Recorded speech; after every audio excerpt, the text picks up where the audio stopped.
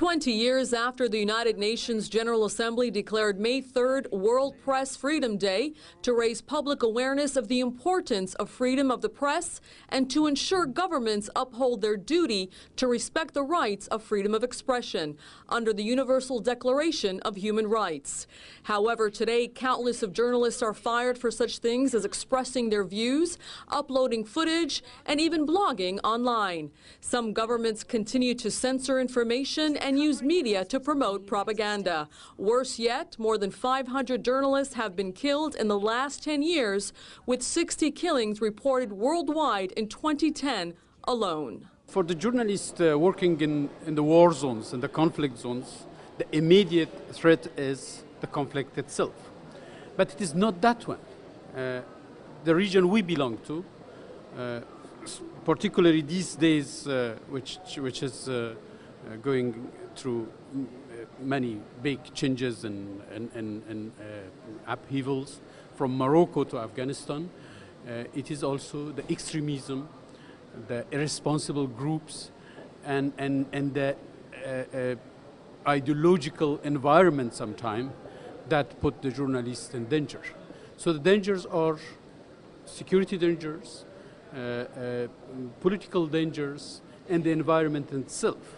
So we have a responsibility as governments, as civil society, as societies to protect the journalists, to protect all those who would like to give us information, who try to bring the reflection of the reality to us. We are entering a new world for expression, exchange of information, and dialogue.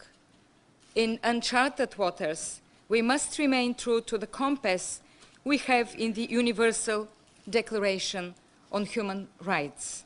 This must remain the starting point for all our action and the measure of its success.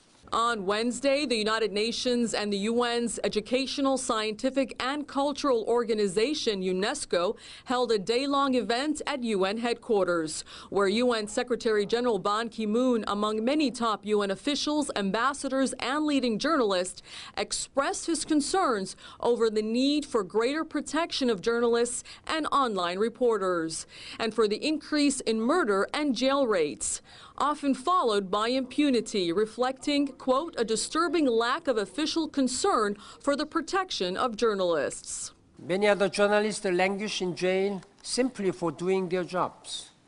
On this day, we call for justice and freedom for those still detained. We pledge to bridge the digital divide so that all people can benefit from access to new media and communication technologies. The rights to freedom of expression, information, and association are not abstract principles. They are rights that states have an obligation to fulfill. We have to make a very strong advocacy for the freedom of expression and also for the free conditions of journalists taking their professional responsibilities. I believe that advocacy is very important. Then, of course, it's the overall framework of how journalists work, and also to send a strong message that impunity, when we see violence against journalists and killings, of course, which is the ultimate, I would say, violation of their right to make us know what is happening in the world, impunity is not acceptable. And we make a very strong case with many governments in very concrete cases that such cases should be perpetrators should be persecuted. There should be a strong legal also provisions for such cases. And we have, by the way, done a lot in very many countries in putting the respective legislation so that freedom of expression is protected.